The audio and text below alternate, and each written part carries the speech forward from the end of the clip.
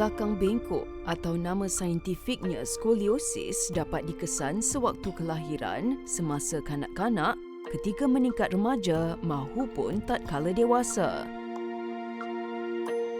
Populasi skoliosis terjadi antara 2 ke 3% dan lebih cenderung kepada kaum Hawa berbanding kaum Adam. Skoliosis adalah masalah tulang belakang yang membentuk S atau C dan bergantung pada berapa darjah tulang belakang itu membengkok. Bagi penderita skoliosis, ia bukanlah satu alasan atau halangan untuk kembali sihat dan normal. Petaling Jaya, Selangor. Syida Mat Sapii, 49 tahun, ibu kepada 3 cahaya mata, diuji Allah Subhanahu Wa Taala tatkala anak bongsunya Nurul Afrina Zamri menderita skoliosis. Hati ibu mana yang tenang apabila menerima berita yang tidak diduga mengenai anaknya. Ketika meningkat remaja, perubahan bentuk fizikal Afrina menimbulkan kegusaran di hati Syida. Saat itu, Syida bersengkang mata, membaca mengenai masalah tulang belakang dengan mendalam demi kesihatan anaknya.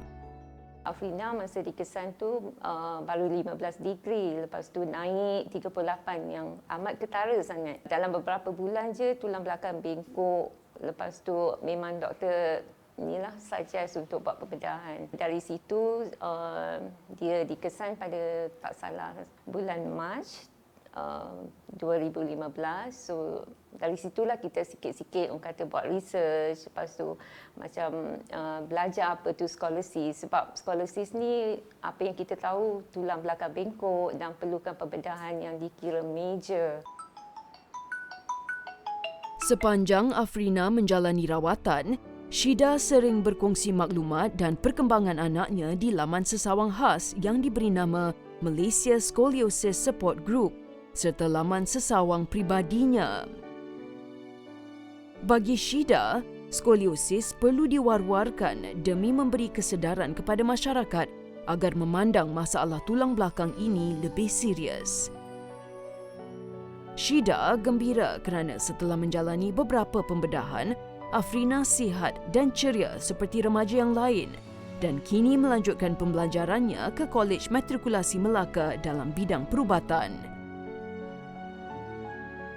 Digelar Gadis Titanium, Afrina bersyukur mendapat sokongan padu daripada kedua ibu bapanya dalam bidang yang dipelajari. Ayah dia sendiri pun memang galakkan. Dia kata ayah ada penyakit, so mana tahu nanti sayang, kita panggil Afrina tu sayang, mungkin sayang boleh. Yalah, orang kata kita pun nak juga dalam keluarga tu seorang doktor yang boleh rawat kan. Kalau panjang umur, kata sayang mungkin boleh rawat ayah. Bila dia dah berjaya tu, kita lagi bagi semangat. Lazimnya setiap kali suaminya mencari rezeki di luar daerah, Syida ditemani adik iparnya, Nurizan Abu Zarin. Sebagai ahli keluarga, Nurizan memberi sokongan kepada Syida untuk meneruskan kerja-kerja amal memberi motivasi kepada penderita skoliosis. Syida juga aktif menjalankan aktiviti kesukarelawan, menyantuni golongan yang serba kekurangan, terutama yang terkesan akibat COVID-19. Sokong dengan kata-kata lah. Kuatkan semangat dia untuk dia teruskan buat benda-benda baru macam ni. Bantu si anak-anak yatim, bantu orang susah semua. Saya sokong lah. So satu family pun sokong apa yang kakak buat. Mereka memang sokong, mak ayah semua, adik-beradik, suami. So ke mana saja akan nak pergi memang tak ada masalah. Kediaman ini sering mendapat kunjungan daripada tetamu. Lazimnya, Nik Suzy Paijan, jiran Syida, bertandang ke rumah Syida bersama anaknya. Silaturahim yang dibina sekian lama bagaikan adik-beradik. Suzy mengakui Syida insan yang tabah, terutama tatkala Afrina menjalani pembedahan masalah tulang belakangnya. Dengan kesibukan kerja hakiki, menguruskan rumah tangga, berulang-alik ke hospital, Syida cekap menguruskan masa. Dia kuat, dia pandai atur masa dia dan dia boleh handle semua tu. Dia memang kuatlah. Bagi kita dia memang bagus. Semoga kakak kuat dengan hidup ni lah. Ya. Semoga kakak sukses. Ya, dapat balasan apa yang dia dah tolong orang selama ni kan.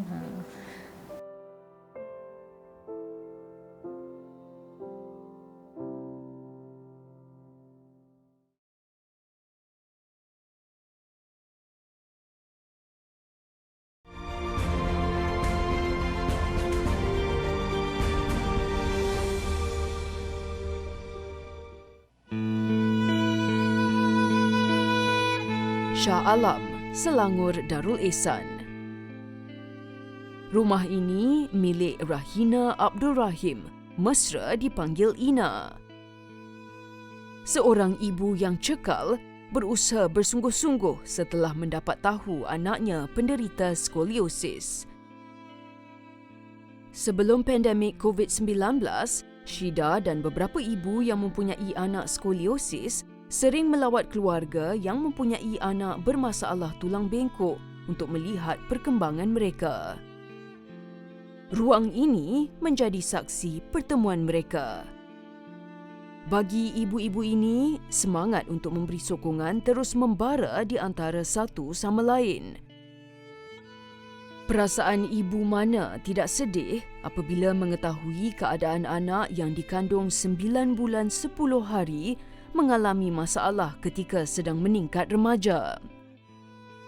Sokongan padu daripada rakan-rakan sangat dihargai.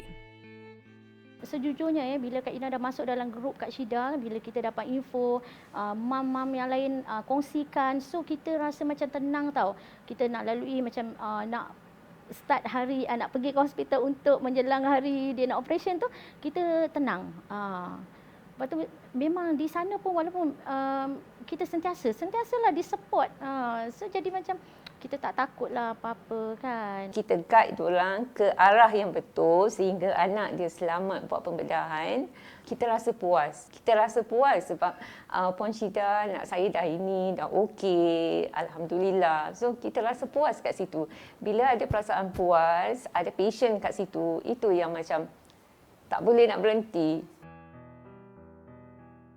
Ina bersyukur dipertemukan dengan Syida. Ina mengakui jika pertemuan ini tidak ditakdirkan oleh Allah Subhanahu Wa Taala, pasti dia tidak tahu apa akan jadi kepada puteri tunggalnya, Nurul Iman Muhammad Fauzi. Bagi Syida, walaupun Iman sudah menjalani pembedahan, silaturahim tetap diteruskan demi membantu dan memberi informasi buat ibu-ibu di luar sana. Saya nak ucapkan terima kasih banyak-banyak kat dia. Dia bukan setakat tu je tau. Dengan doktor pun, kalau kita ada masalah apa-apa kan, dari segi macam makanan, dengan doktor mana yang patut kita jumpa. Kadang-kadang saya tengok pun dalam grup tu, ada yang first belum jumpa lagi. Kak Syida yang tolong untuk introduce doktor tu dengan patient.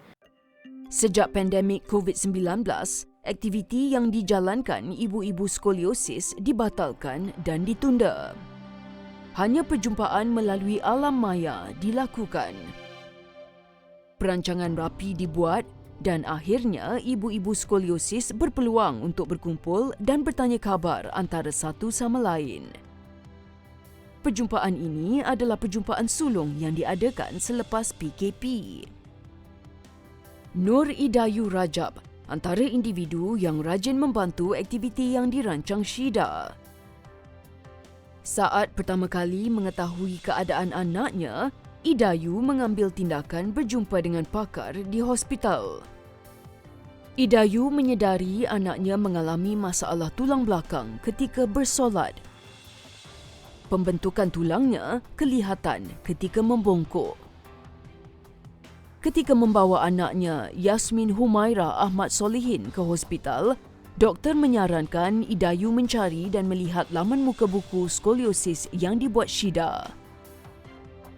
Idayu terus berhubung dengan Syida dan mendapat lebih informasi mengenai skoliosis. Kak Syida bantu sangat banyak sangat. Bila dekat PPUM tu memang akak rasa macam dengan anak pun dia sendiri keluar, dia cakap okeylah Bu, kakak nak operate. Kan masa memang Kak Syida banyak tolong. Lepas tu Kak Syida masukkan dalam grup support, mom support punya tu kan.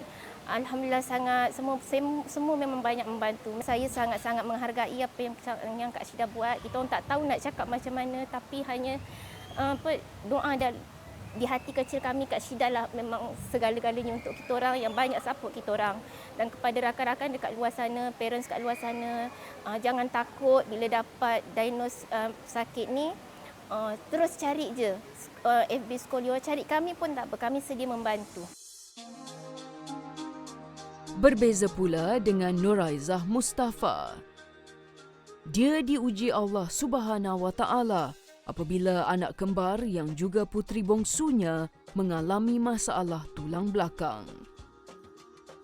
Nur Irdina Kistina Muhammad Azrai dan Nur Irfina Kaisara Muhammad Azrai adalah penderita skoliosis. Aizah reda dengan ujian yang dikirimkan. Sokongan dan dorongan daripada keluarga yang mempunyai anak skoliosis amat dihargai. Saya kena kuat untuk dua-dua ni sebab dua-dua ni dia macam pada saya dia orang anak bongsu, so dia macam perlukan support daripada saya sepenuhnya, dan saya kena ada ilmu yang cukup untuk bantu dia orang, untuk support dia orang untuk hadapi mungkin ada rasa down. Of course memang down sebab saya sendiri rasa down anak dua sekali kena skoliosis. So saya kena bantu diorang untuk dapatkan keyakinan diri, motivate diorang untuk just go on. You nak, bukan ini pengakhirannya, you kena kuat. So sebelum saya minta diorang kuat, saya sendiri kena kuat dan kena ada all the information yang sepatutnya lah. Terus kuat dan mendapat sokongan yang padu daripada sekeliling, orang-orang di sekeliling dia, dan sangat berterima kasih kerana dia banyak membantu kami di dalam grup Strong Skoliosis Mom. Pertemuan yang dirancang meraikan sambutan hari jadi seorang anak skoliosis. Biarpun serba sederhana sambutan yang dijalankan, ia mampu membuatkan hati si anak ini gembira. Perjumpaan mereka kali ini mengukirkan senyuman buat ibu dan anak-anak skoliosis. Biarpun masih dalam pandemik COVID-19, mereka tetap mengambil masa untuk berjumpa dengan mengikut SOP yang ditetapkan. Siti Soleha Zainuddin, antara sahabat yang sering menjadi orang kuat Syida dalam kumpulan skoliosis ini. Soleha kagum dengan Syida kerana dia tidak pernah penat dan tidak pernah menolak untuk membantu orang lain. Benda ni benda baik, kita bantu orang. Lepas tu segala amalan tu kan berterusan kan. Jadi memang perlu diteruskan. Memang ramai yang tak tahu tentang skoliosis. Bila kita nampak kelainan pada anak tu, dapatkan pandangan doktor. Lepas tu kalau kita rasa down, kita boleh cari kawan-kawan macam Kak Syida ni lah. Jadi bila kita dah dalam satu kumpulan tu, semua kongsi pengalaman apa, kita akan jadi kuat. Semoga Kak Syida teruskan segala usaha yang ada, dan semua ibu-ibu yang telah join dengan Kak Syida dapat teruskan juga dan beri sokongan pada Kak Syida. Sebenarnya kalau nak ikutkan akak dah tak payah, tak perlu nak pening-pening lagi nak fikir masalah orang. Tetapi mungkin ini jalan akak untuk membantu orang lain daripada apa yang kami dapat semasa Afrina sakit. Allah bagi kami orang-orang yang menolong secara langsung dan tidak langsung ketika Afrina menjalani pembedahan dari segi kos, bantuan, support moral, semua tu. So dari situ akak tanamkan semangat. Kita rasa mungkin Allah nak bagi rezeki tak semestinya RM1, tapi nak jadikan kawan, kan, tu yang menjadikan benda tu satu kepuasan, satu keseronokan dapat kawan baru.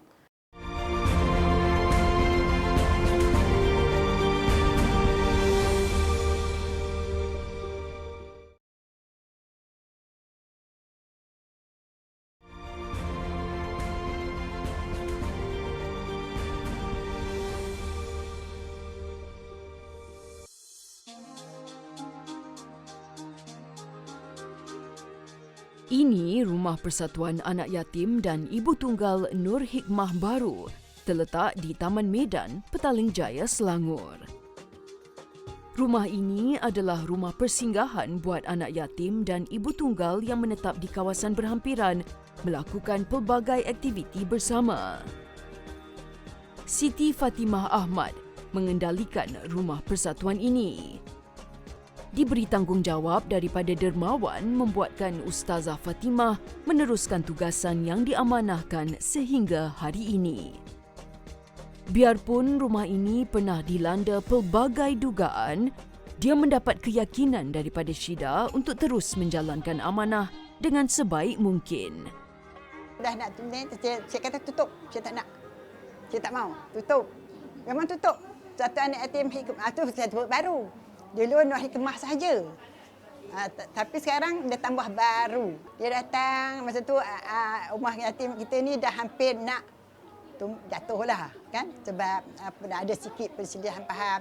Sebab itulah paling saya takut, kan? Paling saya takut itulah dia. Tu baru kami tubuhlah. Cidah lah yang menolong, dia tahu buka lah cik. Tak apa cik, cik pun. Memang kita sayang anak-anak ni dah lama. Masa macam anak kita habis dah. Akak terlibat dalam op Telur Sardin. Ketika tu masa PKP1. So bila yang itu Dr. Imran, dia bagi dana beli barang semua tu, dia kata Puan Syida you handle kawasan Taman Medan. So dari situ akak dapat rumah anak yatim Nur Hikmah tu lah kan. Lepas tu diorang pun tak ada orang yang betul-betul organize. Akak register balik ROC dan buat mesyuarat, cakap saya boleh bantu, saya volunteer cakap kan. Dari situ akak dilantik jadi setiausaha sampailah alhamdulillah sampai sekarang. Seperti kebiasaannya, Syida dan Ustazah Fatimah mengambil peluang berbincang dengan ibu-ibu tunggal sebelum memulakan sebarang aktiviti. Perbincangan mereka melibatkan pelbagai perancangan yang sesuai buat anak-anak yatim dan ibu tunggal di bawah seliaan Ustazah Fatimah. Dengan sumbangan daripada dermawan, Syida mengatur aktiviti untuk memberi kegembiraan kepada anak-anak yatim yang serba kekurangan. Bacaan Yasin sering dilakukan ibu-ibu tunggal dan anak-anak yatim di rumah ini setiap hujung minggu, tertakluk kepada keadaan semasa. وَاتَّخَذُوا مِن دُونِ اللَّهِ آلِهَةً لَعَلَّهُمْ يُنصَرُونَ. Usai bacaan Yasin, ibu-ibu tunggal ke dapur untuk menyediakan juadah. Khadijah Abu Hassan, antara ahli jawatankuasa rumah kebajikan ini, bersyukur kerana kehadiran Syida memberi sinar buat mereka. Biarpun pertolongannya kecil, tapi keikhlasan itu terpancar di raut wajah Syida. Penyertaan Kak Syida sini di persatuan ni amat membantu persatuan ini dengan sumbangan beliau sebagai setiausaha persatuan mencari penaja-penaja. Saya sebagai wakil daripada pihak ibu-ibu tunggal amat berterima kasih kepada persatuan anak yatim dan ibu tunggal ini, terutama Puan Pengerusi Ustazah Fatimah dan pihak pengurusannya. Seperti kebiasaan, usai majlis, Ustazah Fatimah dan Syida memberi sumbangan kepada anak-anak yatim dan ibu-ibu tunggal ini. Kehadiran Syida dalam membantu memulihkan keadaan amat dihargai Ustazah Fatimah kerana jika tanpa sokongannya, rumah ini tidak dapat meneruskan operasinya. Saya berterima kasih kepada Syida lah ya, sebab dia banyak bagi sokongan, dia banyak bantu. Apa kalau saya tak tahu, saya akan tanya dia akan jawab dengan cepat. Tapi saya memang terima kasihlah pada dia sebab dia banyak bantulah segala segi.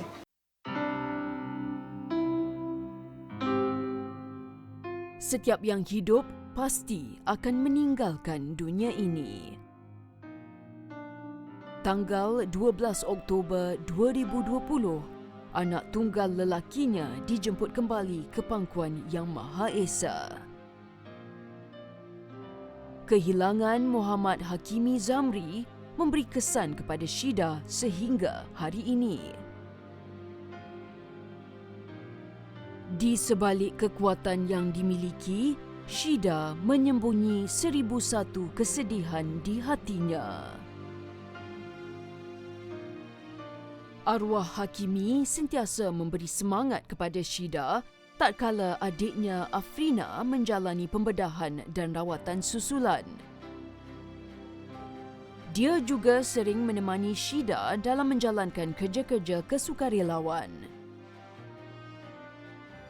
Menurut Syida, arwah anaknya menyifatkan Syida mempunyai hati emas kerana tidak jemu membantu keluarga yang mempunyai anak skoliosis. Hati tu kena ikhlas, kena reda setiap apa yang berlaku. Hati tu kena cekal, kena kuat tengok apa-apa masalah orang. Hati tu kena bersih, maksudnya aku tolong dengan ikhlas, bukan untuk apa-apa. Tak ada apa-apa istilah yang okey, bila kita tolong orang tu, kita nak orang tu bagi ke, bayar ke, bukan macam tu. So, benda perkara sukarelawan ni, hati tu kena betul-betul ikhlas lah. Kak Syida ni memang seorang yang berhati emas, memang sesuai untuk dia dapat gelaran hati emas tu lah. Sebab walaupun dia dengan masalah sendiri, tapi dia sentiasa membantu orang. Tak kira dari segi apa sekalipun, memang banyak sangat dibantu. Bukannya daripada macam kita yang seagama gitu, agama lain pun semualah dia akan bantu. Kita bukan satu penyakit yang dia akan bantu, lain-lain penyakit pun dia akan bantu. Biarpun hidup ini penuh dengan dugaan daripada Allah Subhanahu Wa Taala, sebagai manusia perlu reda dan ikhlas dengan ketentuannya. Bagi Syida Mat Sapi'i, yang paling penting, melakukan kerja-kerja kebajikan perlu ikhlas, bersungguh-sungguh dan terbaik. Seterusnya berdoa kepada Ilahi. Baginya, sama-samalah mengukir senyuman dan berkongsi kebahagiaan tanpa mengira agama dan bangsa.